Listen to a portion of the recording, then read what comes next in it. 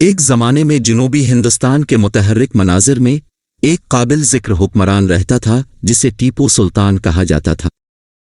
1750 میں پیدا ہوئے ٹیپو شروع سے ہی عظمت کا مقدر تھا۔ وہ سلطنت میسور کے حکمران سلطان حیدر علی کے بڑے بیٹے تھے۔ ٹیپو سلطان ایک وژنری رہنما تھے جنہوں نے برطانوی استعمار سے آزاد ایک متحد اور آزاد ہندوستان کا خواب دیکھا تھا۔ اس کا دور حکومت اس مقصد کے لیے ان کی غیر متزلزل وابستگی سے نشان زد تھا۔ ایک نوجوان شہزادے کے طور پر ٹیپو انتہائی ذہین تھا اور سائنس اور ٹیکنالوجی میں گہری دلچسپی ظاہر کرتا تھا۔ وہ جنگ کے لیے راکٹ استعمال کرنے کا علمبردار تھا، جس کی وجہ سے انہیں دی راکٹ مین آف انڈیا کا لقب ملا۔ راکٹری میں اس کی ایجادات نے نہ صرف اس کے اپنے لوگوں کو بلکہ یورپیوں کو بھی حیران کر دیا جنہوں نے میدان جنگ میں اس کی ٹیکنالوجی کا سامنا کیا۔ لیکن ٹیپو سلطان کا سب سے بڑا چیلنج 18ویں صدی کے آخر میں آیا جب برطانوی ایسٹ انڈیا کمپنی نے جارحانہ انداز میں ہندوستان میں اپنا اثر و رسوخ بڑھایا۔ 1780 میں اس نے میسور کا تخت وراثت میں حاصل کیا اور خود کو انگریزوں کے ساتھ شدید تنازعات کے سلسلے میں بند پایا۔ یہ تنازعات، جنہیں اینگلو میسور وار کے نام سے جانا جاتا ہے، اس کی میراث کی وضاحت کریں گے۔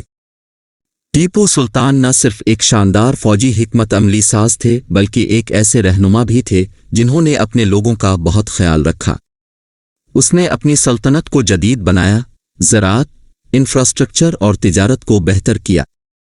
اس نے سکوں کا نیا نظام متعارف کرایا اور ریشم اور سندل کی لکڑی کی صنعتوں کو فروغ دیا، جس سے معیشت کو فروغ ملا۔ ان کی بہت سی کامیابیوں کے باوجود انگریز میسور کو فتح کرنے کے لیے پرعزم تھے۔ 1799 میں چوتھی اینگلو میسور جنگ میں انگریزوں نے اپنے اتحادیوں کے ساتھ مل کر ٹیپو سلطان کے دارالحکومت سری رنگا پٹنہ کا محاصرہ کر لیا۔ تعداد سے زیادہ ہونے اور گھیرے ہوئے ہونے کے باوجود ٹیپو نے بے پناہ ہمت اور عزم کا مظاہرہ کرتے ہوئے بہادری سے لڑا۔ بدقسمتی سے 4 مئی 1799 کو جنگ کی گرمی کے دوران ٹیپو سلطان اپنی پیاری مملکت کا دفاع کرتے ہوئے شہید ہو گئے۔ اس کی موت سے ایک دور کا خاتمہ ہو گیا، لیکن اس کی میراث زندہ رہی۔ ٹیپو سلطان کی قربانی اور بے مثال جذبے نے بہت سے ہندوستانیوں کو آزادی کی جنگ جاری رکھنے کی ترغیب دی۔ جنگ میں ان کی اختراعات نے ہندوستان میں جدید راکٹری اور ٹیکنالوجی کی راہ ہموار کی۔ متحدہ ہندوستان کا ان کا ویژن بالآخر 1947 میں حقیقت بن جائے گا، جب ہندوستان نے برطانوی راج سے آزادی حاصل کی تھی۔ آج ٹیپو سلطان کو ایک قومی ہیرو، غیر ملکی جبر کے خلاف مزاحمت کی علامت اور ایک متحد، آزاد ہندوستان کا خواب دیکھنے والے بصیرت کے طور پر یاد کیا جاتا ہے۔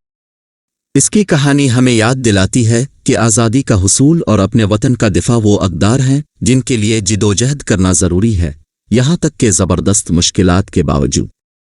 میسور کا شیر بھلے ہی گر گیا ہو، لیکن اس کی دھاڑ آج بھی لاکھوں لوگوں کے دلوں میں گونجتی ہے، آنے والی نسلوں کو متاثر کرتی ہے۔